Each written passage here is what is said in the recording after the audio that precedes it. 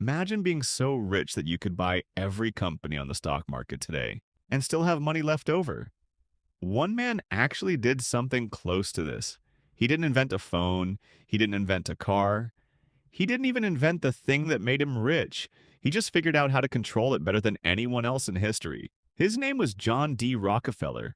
And by the end of this video, you'll understand exactly how a poor kid from nowhere became the richest human being who ever lived. John wasn't born into money. Actually, his childhood was kind of a mess. His dad sold fake medicine on the street and disappeared for months at a time, so John had to grow up fast. But here's the interesting part. Even as a kid, John was obsessed with one thing: numbers. He kept a little notebook where he wrote down every penny he earned and spent. Other kids spent their money on candy. John lent his money to neighbors and charged them interest. At age 7, most people saw a kid. John saw a system. He got his first real job at 16, working as a bookkeeper. He was so precise, so obsessed with detail, that he once refused to approve a shipment because it was 4 cents off. 4 cents. People thought he was strange, but that obsession with control? That was about to make him the richest man on earth. Around this time, something incredible was happening in America. People discovered oil in the ground. At first, nobody knew what oil was actually good for. But then someone figured out you could turn it into something called kerosene. Kerosene could be burned in lamps. And suddenly, every house in America wanted it. Oil wasn't just oil anymore. It was light. It was the future. Thousands of people rushed to drill for oil, hoping to get rich fast. But John didn't drill. He looked at the chaos and thought differently. He said, "Everyone is fighting over the oil in the ground. I'm going to control what happens after it comes out." That after part was called refining. Think of it like this. Digging oil out of the ground is like picking apples, but turning oil into kerosene people can actually use, that's like turning apples into apple juice.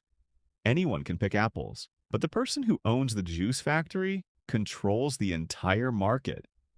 John built a refinery, and he ran it like nothing anyone had seen before. While other refineries wasted money, John hunted down every unnecessary expense. He negotiated better deals on barrels.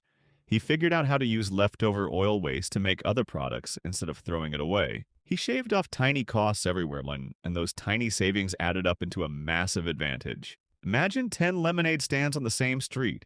9 of them buy lemons at full price. One stand negotiates a deal to buy lemons in bulk, cheaper than anyone else. That one stand can sell lemonade for less and still make more profit. Eventually, the other 9 stands can't compete. That's exactly what John did. Except instead of lemonade, it was oil. Once John's company, Standard Oil, became the cheapest and most efficient refinery in the country, he didn't stop. He went to his competitors and made them an offer. "Join me, or I will outprice you until you go out of business." Some fought back. Most sold their companies to him. One by one. Refinery after refinery. City after city. This is where something called a monopoly starts to form. A monopoly means one company controls almost an entire market with no real competition left. Imagine a neighborhood with 10 bakeries. Now imagine one baker slowly buys all 9 others. Now there's only one bakery left in the whole neighborhood. If you want bread, you have no choice but to buy from him. He can set any price he wants. That's the power Rockefeller was building. By the 1880s, Standard Oil controlled nearly 90% of all oil refining in the United States. 90%. Almost every drop of kerosene lighting homes across America came from one man's company. But John wasn't finished. He didn't just want to control refining. He wanted to control everything connected to oil. The barrels that stored it, the pipelines that moved it, the railroads that shipped it. This strategy is called vertical integration. Imagine if one person owned the farm that grew the wheat, the factory that baked the bread, and the trucks that delivered it. They wouldn't need to pay anyone else along the way. Every extra step they owned meant more profit staying in their pocket. Rockefeller built this chain link by link until Standard Oil touched almost every part of the oil business in America. By the early 1900s, Standard Oil was making an almost unbelievable amount of money. And in 1916, Something happened that had never happened in human history. John D. Rockefeller became the world's first billionaire. Not billionaire in today's money, a billionaire back then. To put that in perspective, at his peak, Rockefeller's fortune was equal to about 2% of the entire U.S. economy. Imagine one person today owning wealth equal to 2% of everything America produces in a year. That's trillions of dollars by today's standards. No one had ever controlled that much wealth in the history of the world. Not kings, not emperors. One former bookkeeper from Ohio had quietly built the largest financial empire humanity had ever seen. But absolute power always attracts attention. The government grew worried that one man controlled too much. In 1911, the U.S. Supreme Court ruled that Standard Oil had become too powerful and ordered it broken into 34 separate companies.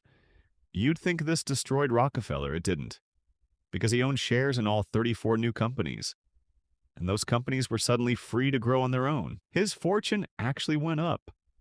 Some of those companies still exist today, just under different names: Exxon, Chevron, and others. So how did one man become richer than anyone in history? He didn't invent oil. He didn't invent money. He didn't even invent the idea of a company. What he did was build a system so efficient, so controlled, so far ahead of everyone else, that the entire world had no choice but to run through it. Rockefeller once said the secret to his success was simple. He didn't chase quick wins. He built the machine underneath the machine. And maybe that's the real lesson here. The richest person isn't always the one with the best idea. Sometimes it's the one who controls the system everyone else depends on. He didn't just make money. He built the pipes that money flowed through.